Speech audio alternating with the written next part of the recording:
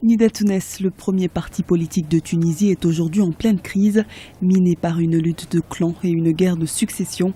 Créé en 2012 afin de soutenir la candidature du président Béji Caïd Essebsi, le parti Nida Tounes est pour l'heure bercé par des divergences croissantes. Depuis la prise de fonction du chef de l'État tunisien au palais de Carthage le 31 décembre 2014, deux clans s'opposent au sein de la formation. Le parti au pouvoir a perdu son poids au Parlement après la démission de 17 députés du bloc parlementaire du mouvement ce vendredi 8 janvier.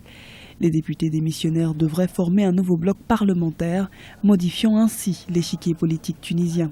D'un côté, on a les élus du parti qui pensent qu'une alliance avec Ennahda est indispensable pour renforcer son assise électorale et renforcer justement sa confiance auprès de la population.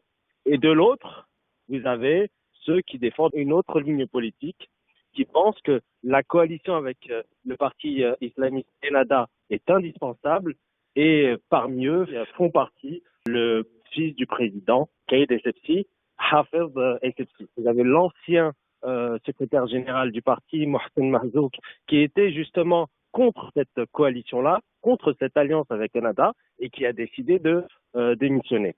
Cette crise au sein du parti présidentiel intervient alors que mercredi 6 janvier, le Premier ministre Habib Essid a présenté la composition du nouveau gouvernement tunisien, composé de 28 ministres et où 4 partis se partagent les portefeuilles. Il s'agit du premier remaniement gouvernemental depuis que le président Béji Caïd Essebsi a été investi. Ces tractations arrivent à un moment délicat. La Tunisie se bat en ce moment même pour contenir la violence djihadiste et relancer la croissance économique. Et la deuxième crise, en réalité, elle concerne le gouvernement. Pourquoi ? Parce qu'il y a une crise sécuritaire aussi en Tunisie, il y a une crise économique actuellement en Tunisie.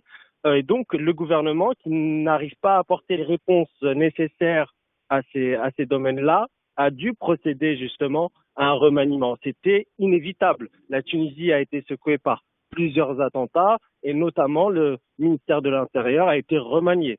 Donc, ce qui prouve qu'il y a eu des défaillances de la part du gouvernement tunisien.